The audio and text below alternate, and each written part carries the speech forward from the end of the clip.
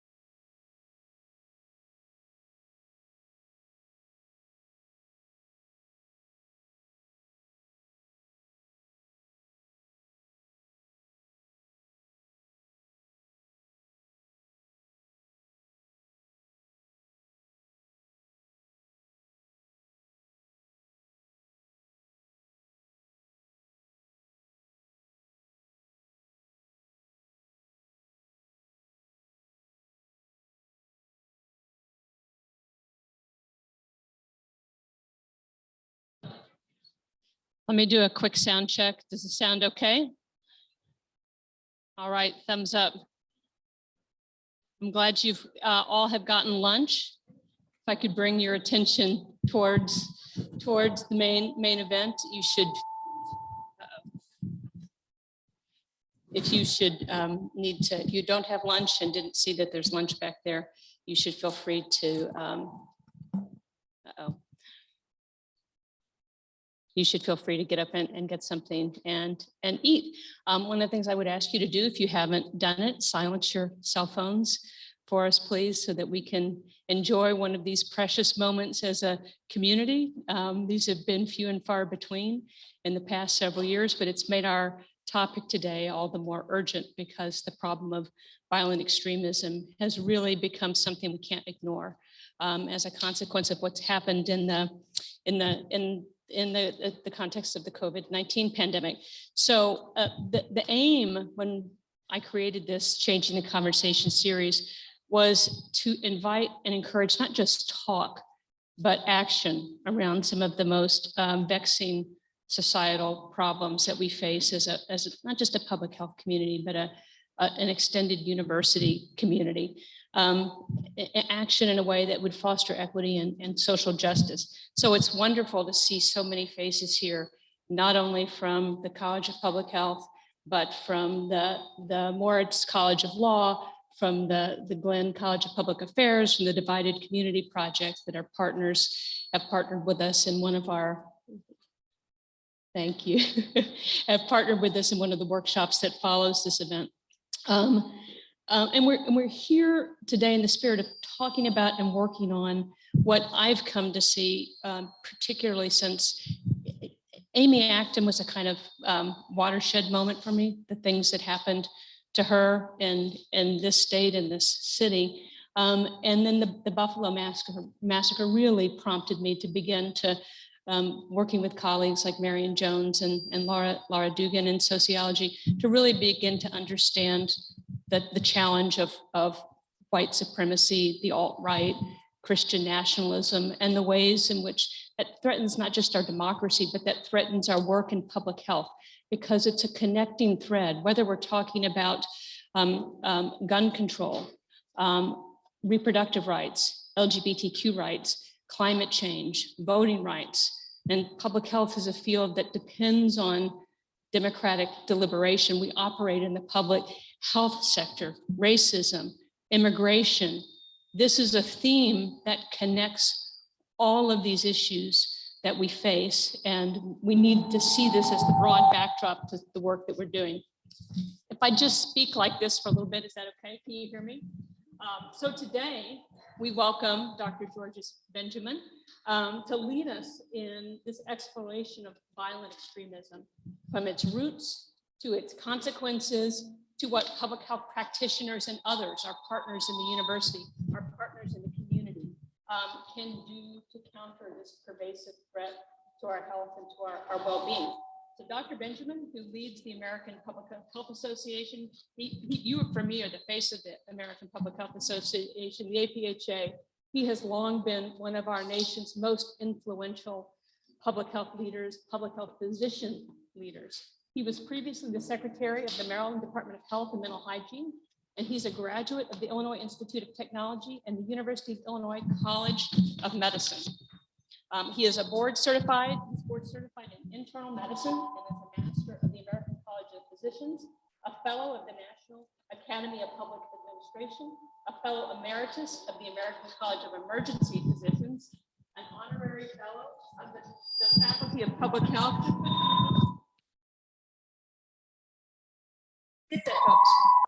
No, it's a second.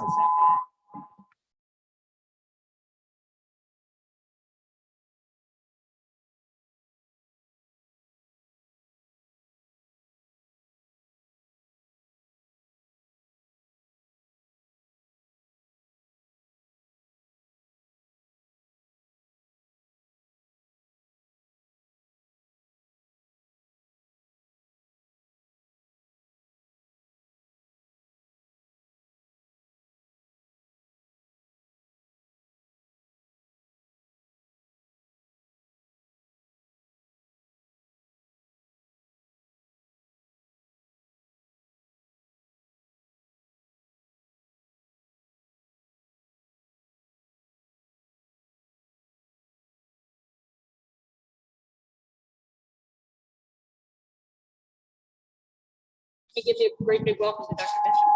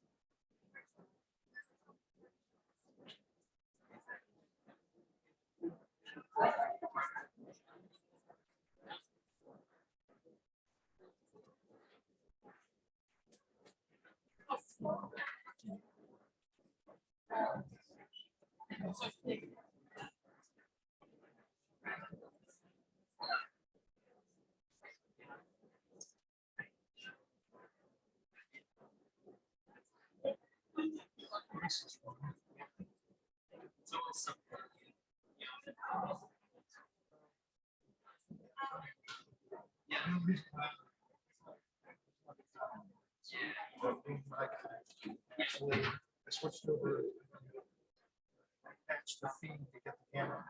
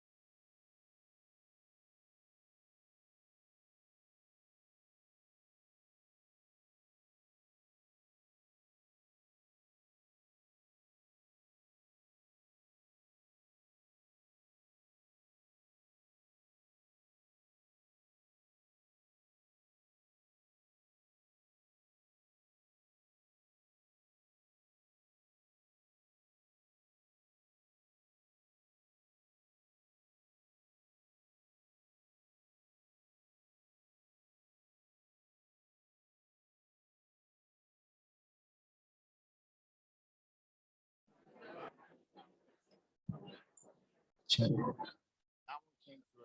Check, check, check. So the gain on the mic.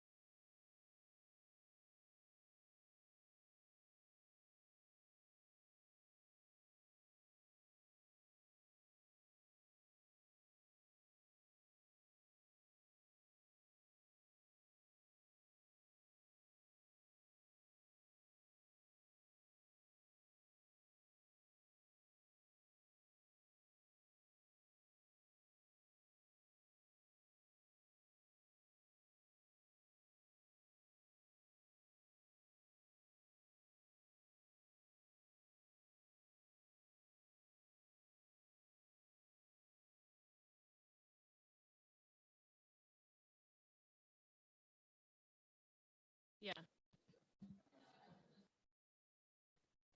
So should we try it with one and just need to share a microphone? This one. Check.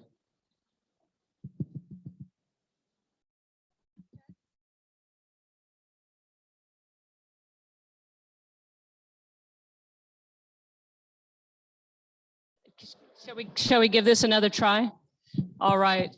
One of the analogies I use with my staff, I mean, events like this are really hard to plan. So I think it's appropriate to start with a big thank you to all of the staff who helped pull this off, all the staff in the building, all of the staff in the college. It's kind of like a rocket launch. And we're the pilots, the pilots in the capsule, and we have a problem with the fuel. So thank you for all the work that you did to prepare for this event, to troubleshoot during this event, to make sure we had food, to make sure that we all stay in good humor, because we can have all the great ideas in the world, and if we don't have people helping us to execute them, they go nowhere. So thank you, everybody who pulled this together. Thank you.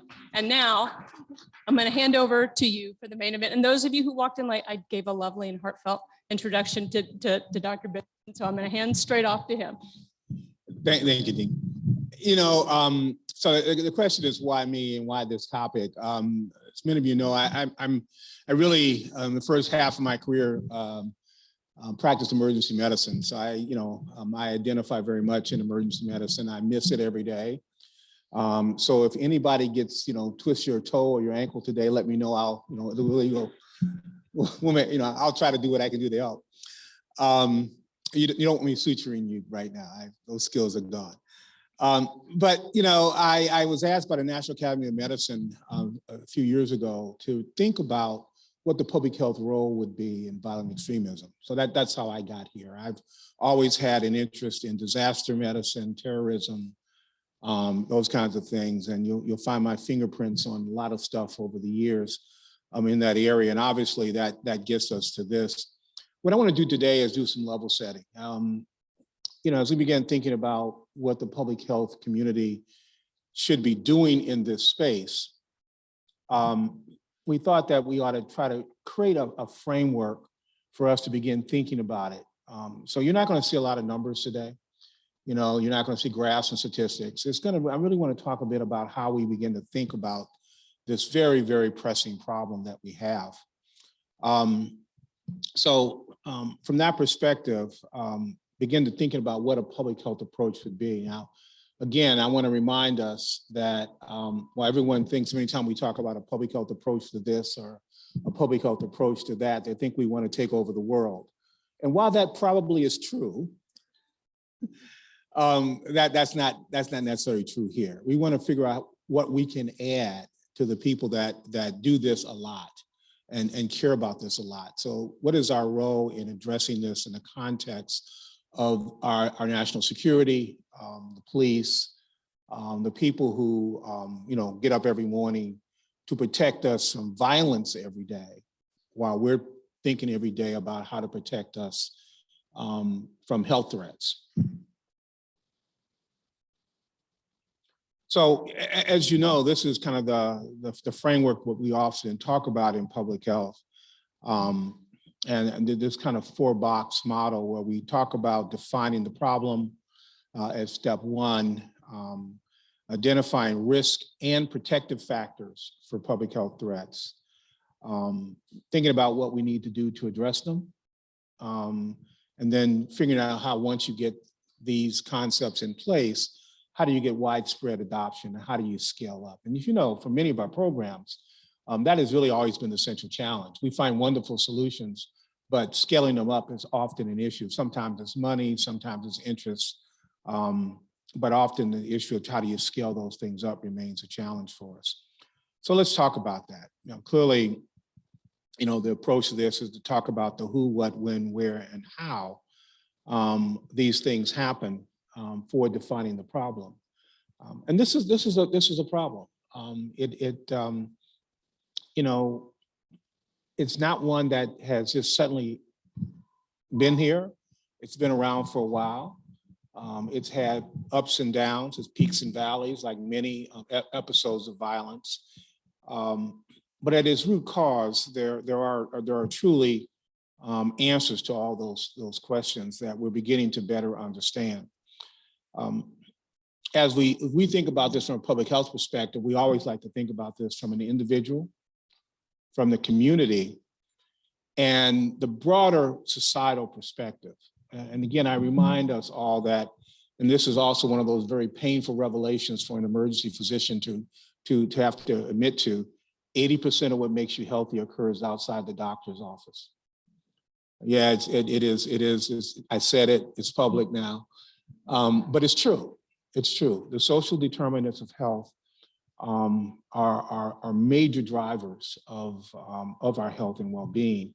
And I want us to think about that, because for this particular problem, those social drivers, including racism and discrimination, and the fundamental view that some people are superior to others, drives a lot of this. The other thing is fear, as a core human attribute, where group A is afraid of group B for a variety of reasons, also drive a lot of this. So those societal issues are very, very important. And as we think about developing and testing these strategies, just to remind you that there is clearly a primary, secondary, and tertiary prevention component to this. And just to remind you, in primary prevention, our goal is to really try to address the root causes of things, and really trying to get way upstream for this is going to be very, very important as trying to address this this problem. And I cannot emphasize primary prevention enough here. And when we talk about secondary prevention, obviously, for clear diseases, secondary prevention is pretty clear. But we do know that there are aggrieved individuals, there are aggrieved communities, we never want to stigmatize and profile folks. But the truth of the matter is, if you're going to address this problem, we're going to have to start thinking about what constitutes an individual or a group or a situation that is high risk. We have to do that in a way that is fair and equitable through an ethical framework, particularly around secondary prevention. And obviously, tertiary prevention has some of the same challenges, right? Something's happened, and the question is now, what do you do and how do you prevent it from happening again? And increasingly, we're seeing this happen. And so, the way to maybe think about this is that a very violent event has occurred in one part of the country. And since we are a big country and we know we don't all experience things at the same time, what should other communities be doing when a violent event occurs in community A?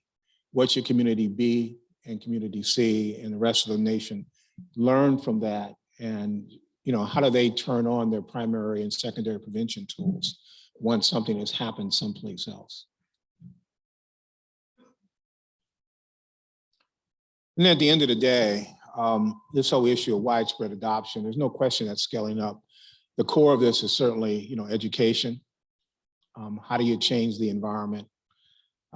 How do you, once you know that you've got some things you need to enforce, how do we scale up the enforcement? And then, like anything else, we want to evaluate and know what works. That turns out to be something that, as a public health community, we value evaluation, but we never fund evaluation, right? And so that's something that our research and academic centers, I think, need to spend some time. If there's one thing that they can do, is help us put together the evaluation tools about when things happen. Have teams all ready to go so that when we see something happening, we can do some of the evaluations. There's no question that every time we have a mass tragedy, like we've seen around our country, we do the look back, and what do? It was there and right in front of us. If you see something, say something did not work. Someone saw it. You go back and you look at that individual's or group of individuals' websites. They were telling you that they were going to do something bad. They may not have told you exactly what they're going to do, but often they even tell you exactly what they're going to do. And so I think that's the challenge: is that how do you do that, and how do you do that in a free society where people have the right to protest? People have the right, and we respect that. And I would argue their right to disagree with me, violently and in my face, because I believe that's a core value for us in this country. On the other hand, one should do that respectfully and within the constraints of a civil society. So using this framework that we just talked about, kind of understanding the problem using data, coming up with solutions, and then putting those solutions to work, clearly there's no question that if we want to reduce the incidence of death and disability, and I think people often ask me, why does public health care about this? And just be real clear, I have a very broad concept of public health. If it hurts people or kills people, it's ours, okay? There's no question about that. That's what health is all about. That's what prevention and public health is all about, is preventing that from happening. So, you know, when people say you don't want to deal with gun violence, stay in your lane, yeah, sorry, it's in our lane. When people talk about violence and hate and riots and things like that, yeah, it's in our lane. People get hurt, people get killed. So I think that it's important that we do that. And then if you also think about the fact that when these things happen, there is a broad mental health aspect to this, to communities. When something like this happens in the community, it increases everybody's stress level. Everybody's stress level goes up. People become afraid. They are likely to go to their worst fears. They're likely to behave differently. So I think that it's important as that we really are clear about our goals about this public health approach. And I think the other part of that is what I said earlier, is that we're doing this in the context of working with others. So I remember I was a state health officer in Maryland doing the anthrax letters attacks. And what was fascinating was the fundamental conflict between the public health folks that were trying to address the anthrax letters attacks and the security folks who address it. Of course, the security people are trained to keep everything a secret and share nothing, even when it doesn't need to be a secret. That's their goal. And they share based on trust and need to know. In the public health community, we share everything, right? And trying to bring those two cultures together in a way to allow us to both share information and address violence, which we clearly were being under attack from that event, was eye-opening for me, because the longer and more engaged we got with FBI, other three-letter organizations, of all who should not be named, we were getting calls eventually once we trusted each other at 3 o'clock in the morning saying, did you know the X? Did you know that? And people were sharing stuff that had historically not shared before. So it's important that we understand this is a partnership as part of this goal.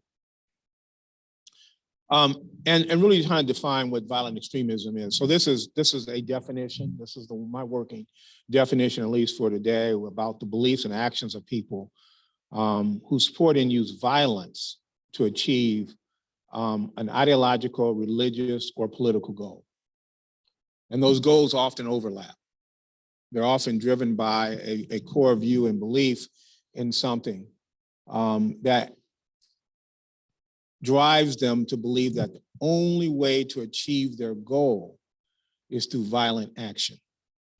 And I think that's what makes this dangerous and very disturbing, is that the way they see achieving their goal is through violent action. In a democracy where you get to vote, you get to say at the top of your lungs, I don't like you and I disagree with your policies, and yet they believe that the way to achieve their goal is through violence. And I think that that's an important part of this importance. So as we're trying to think about these individual risk factors, let me just talk about some of them. Some of these risk factors clearly that have emerged is many of these individuals or groups are social isolates. have been excluded from society, from their families, from engaging in productive ways in the normal interactions with other human beings. They have a grievance. Their grievance is also about, often about discrimination or some inequality in our society. Somehow they feel that they have been treated wrongly in our society.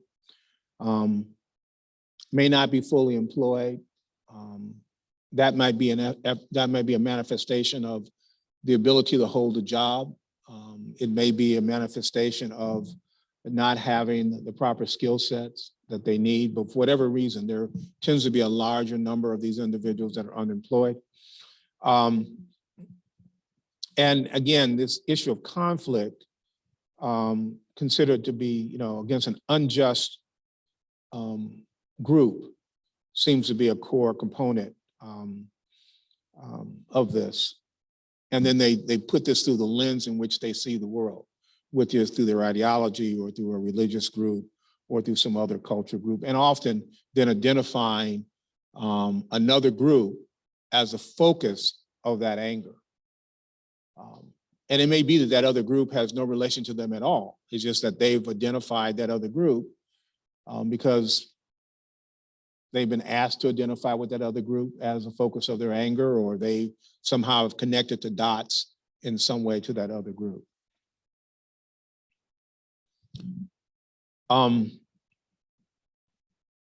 This issue of marginalization, where they feel marginalized when they very well may not be really marginalized. They may be part of lots of groups, but they, within their context of what they're doing, they feel marginalized. And really unable, the inability to negotiate these feelings and needs through the usual channels in which we have set up in our society to debate, to disagree, to protest. And so they find new ways to do that. But they want to do this in a violent manner versus in a non-violent manner and through historical democratic means. And, often led by leaders who are charismatic and who, kind of justify this violent activity. Now, we have this amazing phenomena right now where we have a charismatic letter called Q. No one is seeing Q. No one knows who Q is. And we don't even know if there really is a Q. And yet this charismatic context is fascinating, driving a lot of people's views to extremes.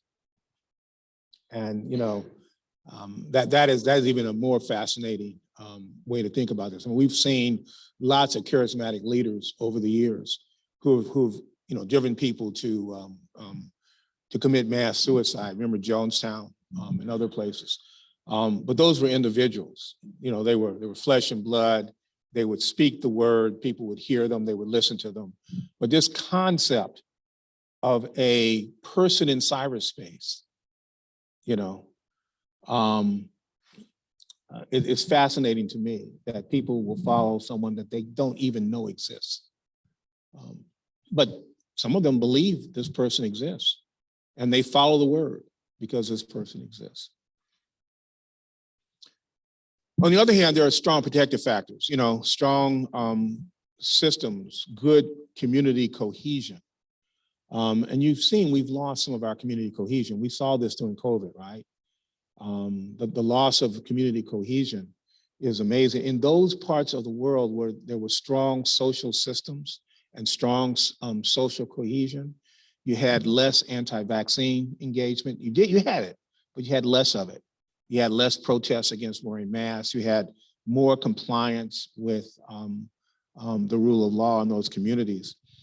So I think I always say one of our things we've got to think about is how do we continue to build more social capital and trust, particularly in institutions. As you know, trust is hard to get. You don't get it overnight and easy to lose. over time. And this feeling of safety and security in our neighborhood. I was thinking back, we had dinner last night, we were talking about, I was asked the question, have I ever felt threatened?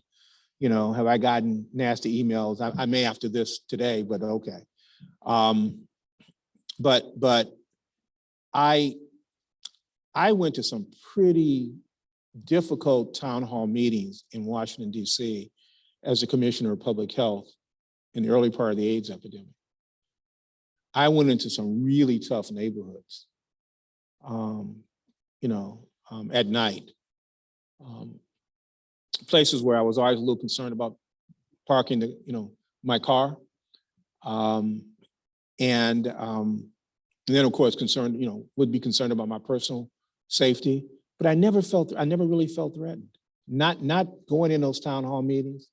I knew that the community might be very angry at me as a commissioner and our policies or what they felt we were not doing. But I knew that they wanted me to do more and that they were there to demand that I did the right thing by them. But I never felt personally threatened. Those days have changed.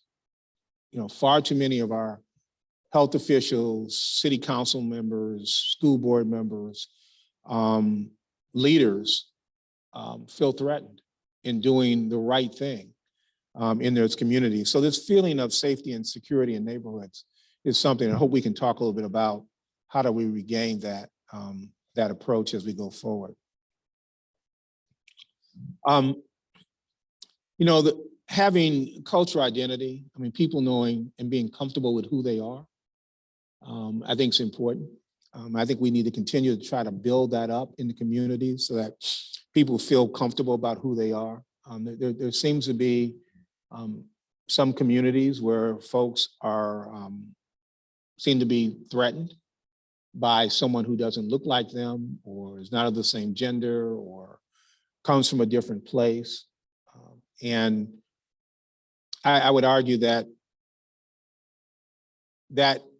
anger and that lack of issue, you've got to ask themselves how comfortable they are with themselves, so that they feel threatened by other people who they don't know, whose culture they're not comfortable with, that they don't know anything about, to the extent that there are views that they have. And we know there's misinformation. There's still medical students out there, people who've gone through medical school, just to talk about well, let me come back to the misinformation issue in a minute. But this misinformation, this lack of understanding of other people makes a lot of, it doesn't make a lot of sense, but it's out there. And the more access we have to democratic means of negotiating and engaging with others, which is why this movement to undermine the right to vote is so damaging to our nation, okay? Everybody ought to have the right to vote. If you're eligible in this country to vote, you should be eligible to vote. You should make it easy for people to vote. That way you get the true, feelings of the community. And so these efforts to undermine that right to vote, I think for me is very, very disturbing because it really goes in many ways to the root cause of undermining our democracy and also to the root cause of undermining the fabric of our society. Because when everybody votes, and if you lose the vote, then that you lost. And then you can ask yourself why you lost. And then you can say, okay, do I need to make a stronger argument? Do I need to convince more people? But you lost. And so voting is a very, transparency about that is very important as well. And getting involved with, critical leaders, whether they be ideological leaders or religious leaders, people who are self-proclaimed leaders. When again, back to my days, actually practicing public health in the hood, it was always real clear to me that while I had a great title, and I was, proclaimed by the mayor or the governor to be the secretary or commissioner for health, That didn't mean that I led anything, right? That you go into those communities, there's a lady on the corner, we all know who she is, that knows everybody's business and controls everything that happens in that community. And if you don't get Mrs. Jones or Sally, or sometimes it's a guy too, if you don't get their input and engagement in that community, then you don't get that community's support. So understanding who those legitimate leaders are, who are the unelected but official leaders in the community, is important as a protective factor. Understanding that and engaging them, I think that's very, very important. So, on January 6th, we had this event in Washington, D.C., which we've all been watching the issue here. And I bring this up because there are some differences in this insurrection than some of the violent extremism we've seen in the past. And whether or not this is a change in the character of violent extremism, or whether, so is this our future, or is it just an event that happened one fine January day, remains to be seen. There's a group in Chicago that's been looking at this in particular, and they've done several surveys, and as they've looked at this fear of the great replacement, most consistent factor across all the studies that they've done. Now, the great lie is out there, don't get me wrong. The great lie is a rallying tool to about this, but that's about Trump. That's about former President Trump. But in terms of why folks were actually at the Capitol, underlying this whole issue is these fundamental fears, where communities which have seen some reduction in change in their demographics were much more likely to be engaged at the Capitol, where you had people who felt that folks of color were getting a better deal than they were. Seems to drive some of the ideology here. This whole issue that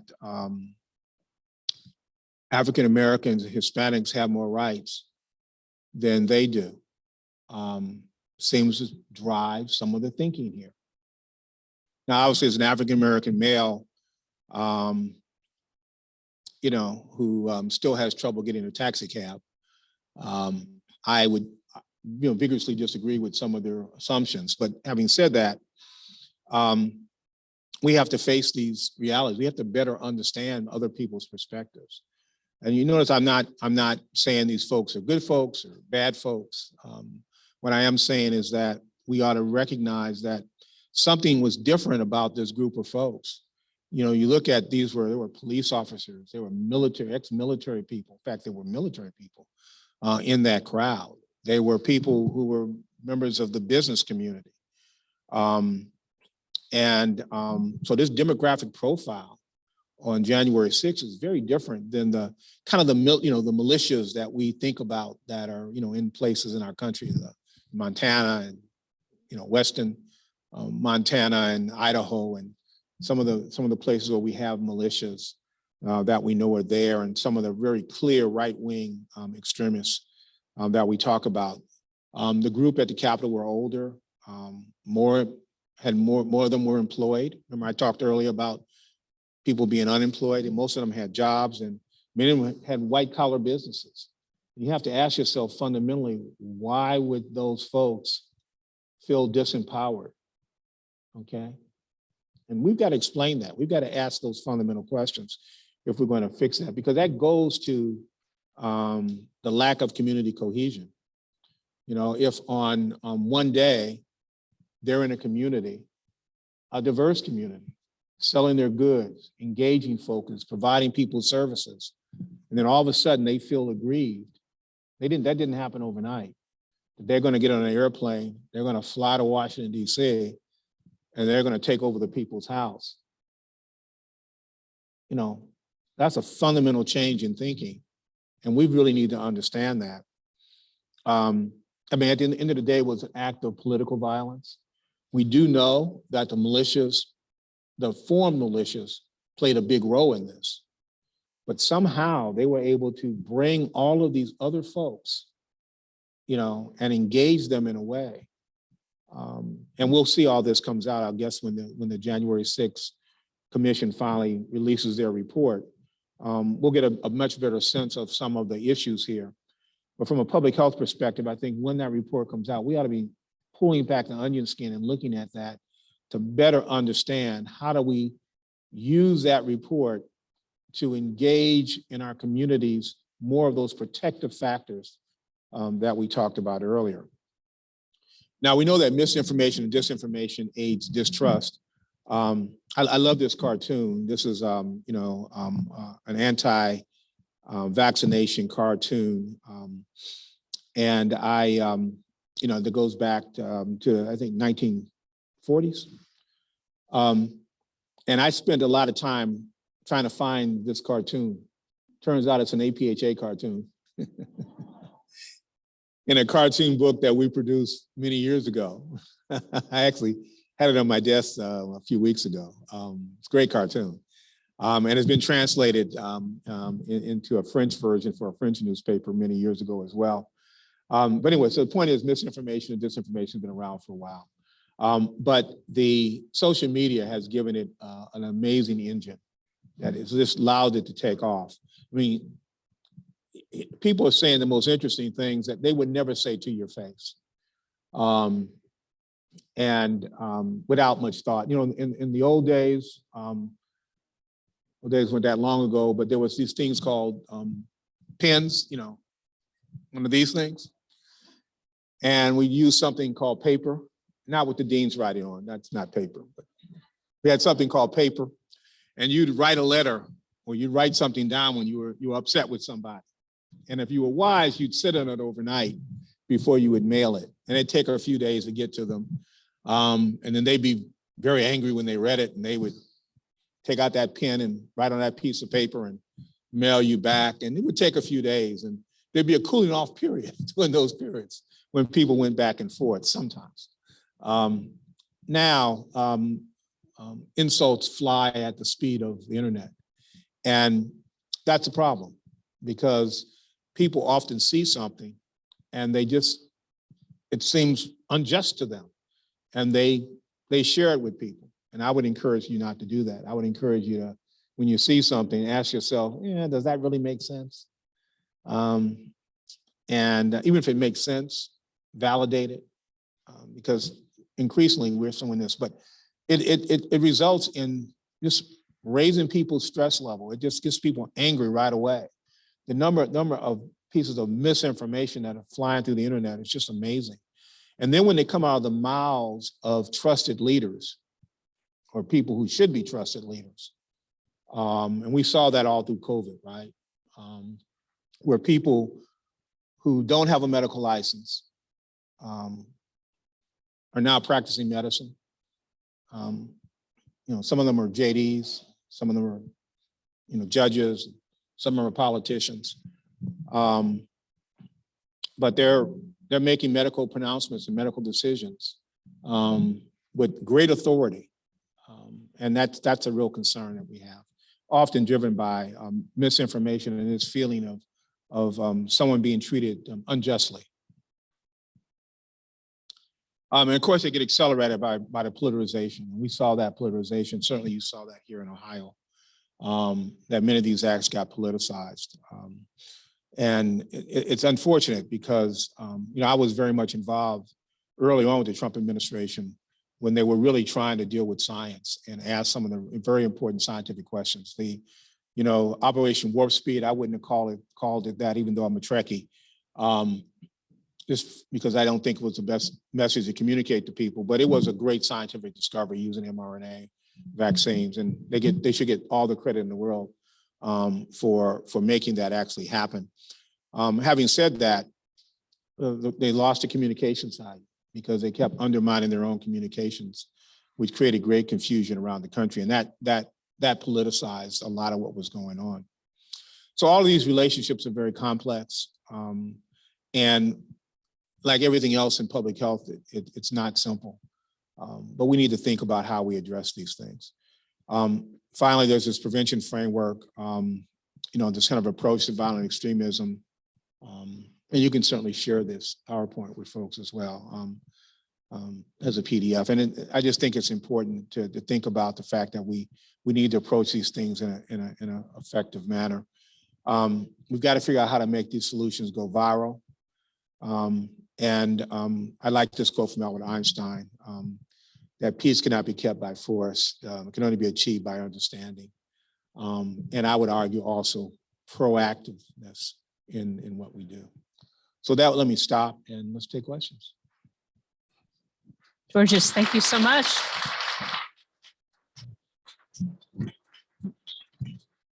While you're collecting your thoughts and approaching the mic, I'll pick up on something that you said. You talked about feeling safe in Baltimore, but you said those days are gone.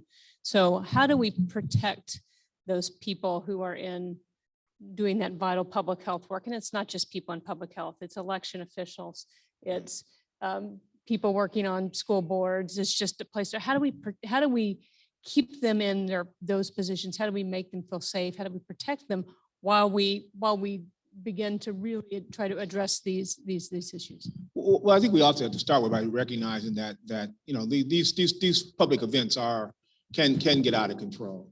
And so we have to, first of all, demand control in those events. I remind folks, people don't get out of control in courtrooms, right? The judge rules the courtroom. If someone gets out of control in the courtroom, the bailiff throws them out of the courtroom, right? And they may get arrested. And I would argue that we need to make sure that we maintain the discipline. We need to set the ground rules and we need to enforce them. That means that everybody should, that these are the ground rules. You get X number of minutes to speak, but you're going to do so respectfully. If you're not going to do it so respectfully, you got to go. And we need to demand that we have organized, peaceful, public events. And we need law enforcement to support us there as part of that process. I also believe that just like any other job, if I'm going to work for an elected official, my expectation is that elected official has my back. And we have seen situations where the elected official did not have the health official's back. When they thought that the health official was doing something that they didn't support, they would, undermine their efforts. So either hang with me or I'm fine, I can go, but they need to be supportive.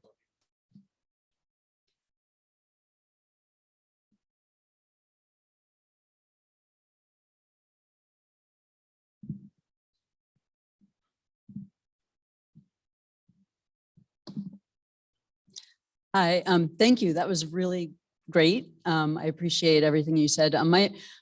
I don't come from a public health perspective, and I've been studying this for quite a while, but I've always been a fan of public health taking on social issues, particularly when they lead to harm. And so I was grateful for that.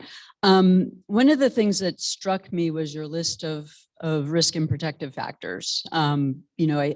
It's something that from criminology, we do a lot of as well. But what I like about the public health approach, which you didn't mention, is this idea of mutations and variants and things like that. And so I was looking at the list of risk and protective factors, and a lot of them don't apply to the current problem that you raised. In fact, you mentioned that later. So if you think about the far right, a lot of them aren't social isolates, as you mentioned. You were focusing on the January 6th group, but a lot of what really motivates them is their community.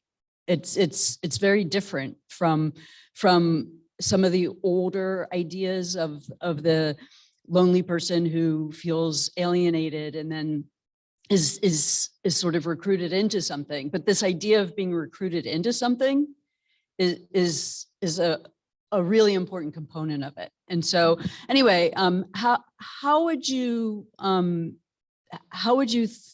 have you thought about in terms of the evolution of variants and looking at taking the public health approach and where to go with this? Yeah, I think you're right. And I think that's why I mentioned the fact that the January 6th group was different. And I think the fundamental question is that where our society is going? And so when we spend 4 or 5 years telling Americans that immigrants are coming across the border and they're going to take your jobs, they're bringing disease, they're going to lower your standards, they're costing you more money, and that did happen. 25 years.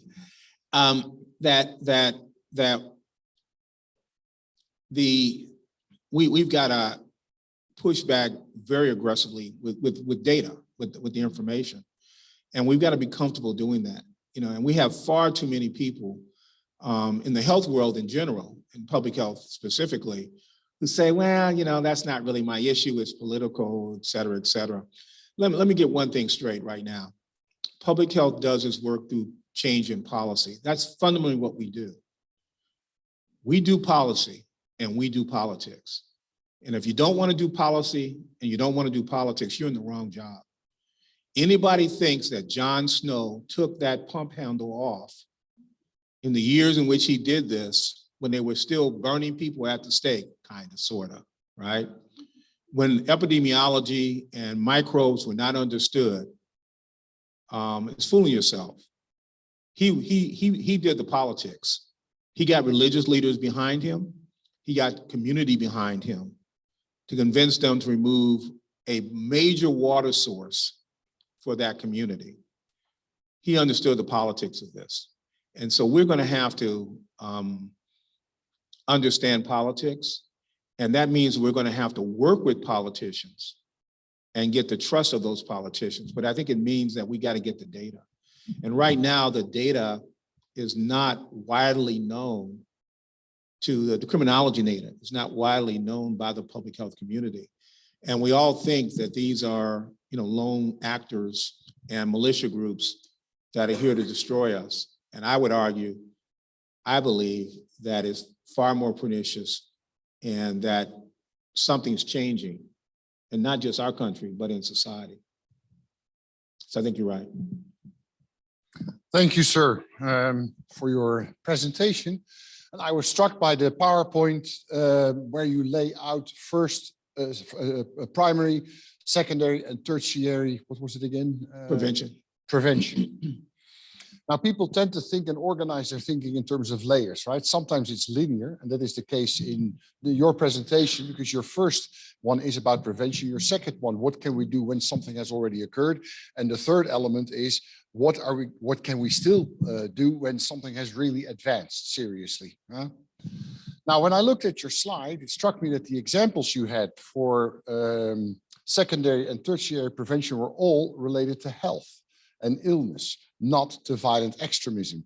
Your first one, primary prevention, had something to do, and I could immediately link it to violent extremism. Now, if I think in terms of layers of abstraction, so from the most concrete to the most abstract, I think we begin to understand violent extremism when we think about the most abstract, because that's where the cause is, right? How would you translate, if you use that as a framework of reference, your secondary and tertiary prevention to violent extremism? Yeah, so let's look at mask wearing as a surrogate of that. We've had people who, primary prevention, in my view, we would have done a much better job of explaining why we want people to wear masks in this infectious outbreak. Go to the other end. We've had people get very angry and very violent where someone is wearing a mask. We've seen videos on planes and trains, et cetera. And I would argue that when we saw that, there really wasn't a great national effort to address that real violent aspect of mask wearing. Mask wearing has become a political statement. Quite frankly, people think you're part of a particular political party if you wear masks, and you're not a part of a political party if you don't wear masks, right? So Democrats wear masks, Republicans don't. Well, that's not true, but if you look at some of the data and some of the statistics, there's no question that in many very conservative communities, there is more resistance to mask wearing than in more liberal communities. Having said that, that doesn't tell you a lot about necessarily the political ideology of those communities. It does crosswalk some. But I do think that we have to start looking at the health implications of that. Vaccination. We had real issues around vaccination. There are some fascinating charts looking at communities that voted for Biden versus communities that voted for Trump. The Biden communities did better with vaccination. Trump communities did worse with vaccination. A lot of that was driven by political ideology, by what was spoken in those communities. And non-exemplary behavior. Yeah. And it just when we start talking about how we get people to get vaccinated, to take the vaccine, we had communities, obviously New York, Chicago, some of our big urban settings got hit early with COVID, and the rest of the nation wasn't experiencing it. And yet, in many ways, we try to give the communities the same message. And instead of telling those communities, this disease is coming your way, get ready. We tried to get them to behave the same way as the communities that were impacted. There's no one in line behind me, so I might as well give it a shot. You had that photograph of January 6th, right? I walked past the state capitol. There were two guys, young, with a machine gun. Scared the hell out of me, but I'm a Dutchman. But well, I grew up in the south side of Chicago, so seeing people with guns doesn't bother me, but go ahead. Your answer addresses still the first prevention or the primary prevention level. If I look at that picture, what could have been done to prevent it? And I don't know how to answer that. Yeah, well, and you're right. The January 6th committee will give us a lot of impact, but I think, first of all, we knew they were coming. We knew they were coming, and we knew they were coming for mischief, and law enforcement didn't do anything about it. At the end of the day, they knew that, and I think the fundamental question is, why didn't they do that? And I've been in DC a long time. Well, I've been part of a lot of emergency preparedness planning in the District of Columbia, and I personally would love to know why the National Guard wasn't activated. Now, I understand that legally, the mayor of DC is not a governor, so the only person that can activate the Guard in DC would have been President Trump. So connect the dots there. Workshop groups afterwards, I think this is a great question to take into those groups too. So it's one of the things that Mary Bassett said when she gave a talk for us was, it's okay to ask questions we don't have answers to yet, but we got to find the answers, and that's the point of today. All right, I'm sorry. Go ahead. No, you're really fine. First and foremost, thank you for coming. I really appreciated this talk. I'm not a public health person. I study the rhetoric of social media. So I'm sure you guys can all kind of see the connection there. And as a result, my question is pretty specific. But you mentioned the idea of, what did you say exactly? Making solutions go viral. I kind of want to hear your thoughts on what avenues you see as being available for public health officials, for anyone who's really invested in this crisis, in making solutions go viral. What can be done to stop the dissemination of dis, and what's the other one? There's another one, but mis and disinformation. And what kind of possibilities do you see existing there, especially with the rise of social media and furthering of modern technology with things like algorithms? So I understand that the technology, the internet's here to stay, social media is here to stay. And in the days of old when we had all the information, we had these $100 textbooks, and we'd read them, and the public hadn't, and we would give people our best advice, and the only place they could go to was us, unless they went to the library and looked up in the Encyclopedia Britannica. Now, Dr. Google is available 24 hours and 7 days a week, right? So I think we have to, first of all, recognize that far too many public health folks are not in social media. They're not engaged. They feel uncomfortable in that space. Obviously, if you work for government, there are additional barriers to how you can get into that space.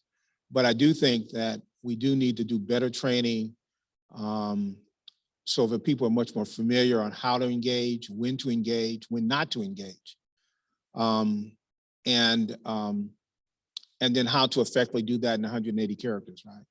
So I do think that better training on public health so that we can respond more effectively to misinformation and disinformation. I'm a strong believer that when someone puts out bad information, that you should correct it and then give them the best advice that you can, or the good information, realizing that it's going to be a battle of ideas. And, people are going to go to the ideas they're most comfortable with.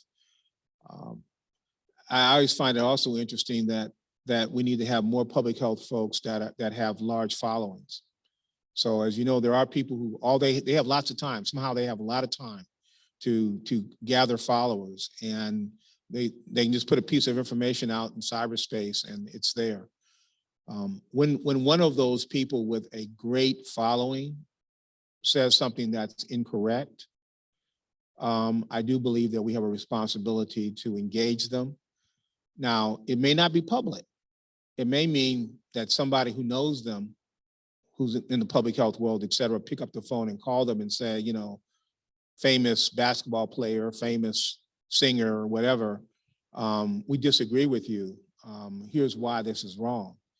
And sometimes they didn't realize they were giving bad information.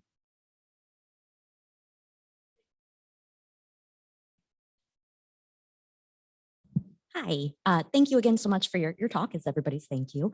My name is Colleen and I work in public health practice in the College of Public Health, and just noticed, and just a quick question is your intentionality when you speak about kind of mental health in this context.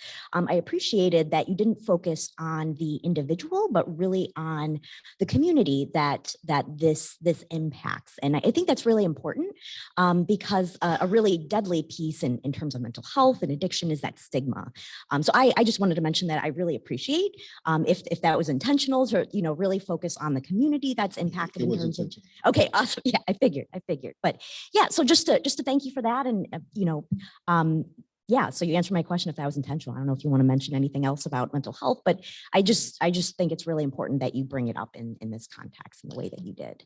Yeah, people with defined mental illness, ICD-9 level coded mental illnesses, are much more likely to be the victims of violence than the perpetrators of violence. That doesn't mean that you might not commit a violent act and have a mental illness, and it may be attributed to your mental illness.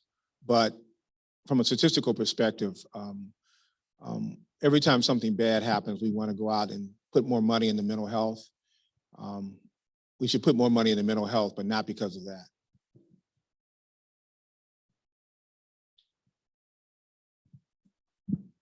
Hey, Dr. Benjamin, thanks a lot for your presentation today. I'm a PhD student in epidemiology here in Ohio State University. And, I had a question in relation to one of the, an interview I listened to through NPR on violence and extremism. And it's titled How America's White Power Movement Coalesced After the Vietnam War. And it was an interesting point there in the end of the interview, where they talked about how it seems like they really work hard to avoid labeling like white supremacy groups as terrorists, versus, pretty much any other group that does the same kind of activity is labeled as terrorists. And I just wanted to hear your perspective on, that and, how you think that should be addressed. Yeah, we do a lot of labeling in our country. And I think we need to figure out what's real and what isn't. So first of all, let's be clear, white supremacy exists, right? It just does. There's also other forms of privilege that exist. You know, if you went to Harvard, your kids will have privilege. If you went to Princeton, your kids will have privilege. And so there are other privileges that are out there as well. And I think that we ought to make sure that when we are labeling something, that we're labeling the right issue to the right group at the right time on the right issue. And we're far too cavalier in our language. And I do it, everybody does it. We just need to be more careful about that. I recognize that we've always had groups in our country who feel they're superior to other groups. And we've got to recognize that they're there.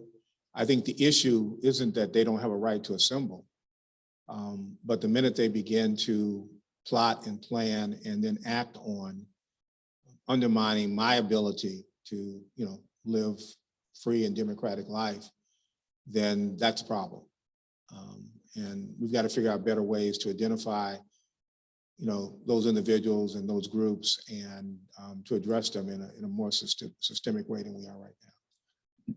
Do you believe that there's some ulterior motive behind, avoiding labeling, the white supremacy groups as terrorists compared to, other non-white organizations, including history, like with Black Panthers, they were considered terrorists, and obviously Muslim groups are considered. So essentially. Yeah, we use a T word every time we want to make someone afraid of something. Yeah. And we need to be, like I said, we need to be very careful in doing that. People forget about all the amazing health programs that Black Panther Party put together for communities. And they were labeled as terrorists when they decided they were going to carry guns like everybody else and walk around the community. So you agree that there's some kind of ulterior motive to kind of make people fearful of non-white groups that that does some of the things that may be considered violent in order to or extreme to fight for their rights or whatever. Yeah, because the group has a name, we need to be careful who we declare the terrorists, and we need to be very careful about. It's about not who they are, but how they act. That makes sense. Okay, thanks a lot. Thank you. One last question. And social ep class, you guys showed up and you represented well, so you get cookies next week.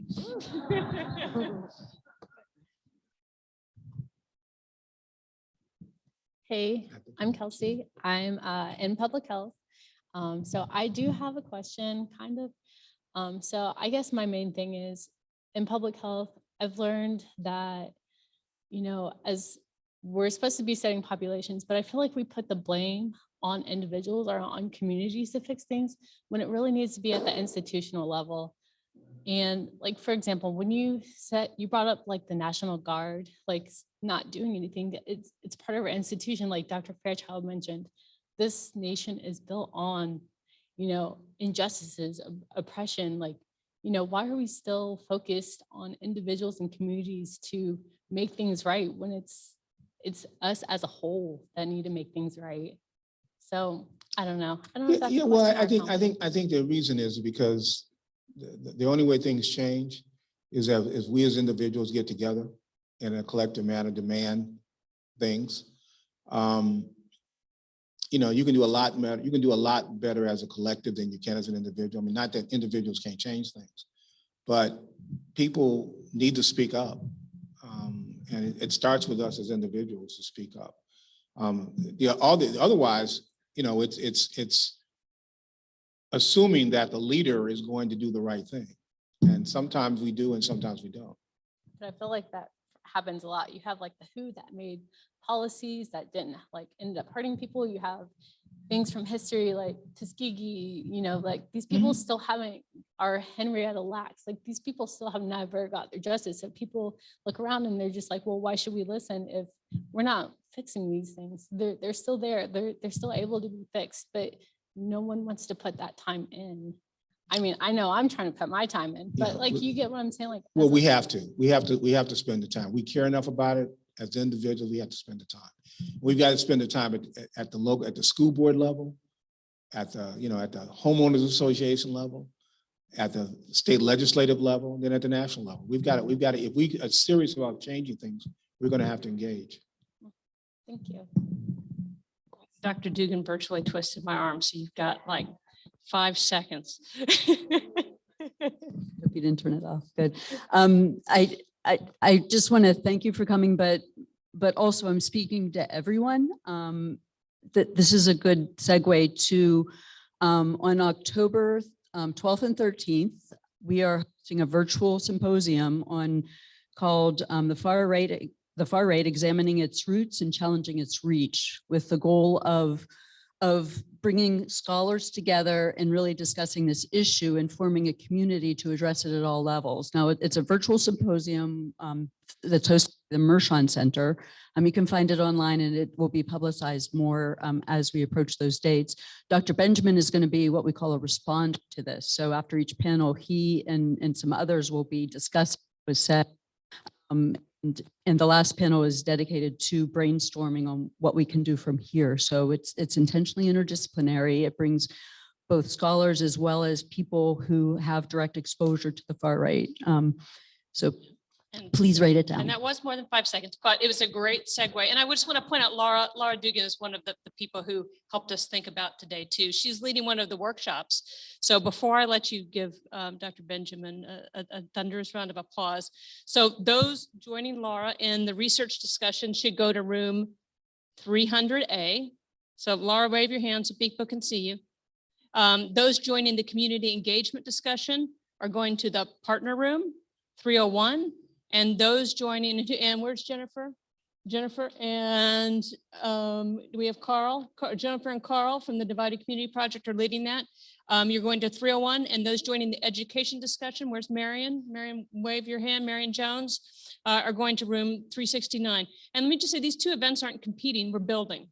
So this is the beginning. Then we're going to continue this discussion, and we need to do it not just as public health, but do it as a university as a whole. And those who are part of the leadership discussion, if you're in the room, you can come up to the front and join us here, and we'll take you to our secret compound. Yes. All right, Georges, thank you. I can't thank you enough.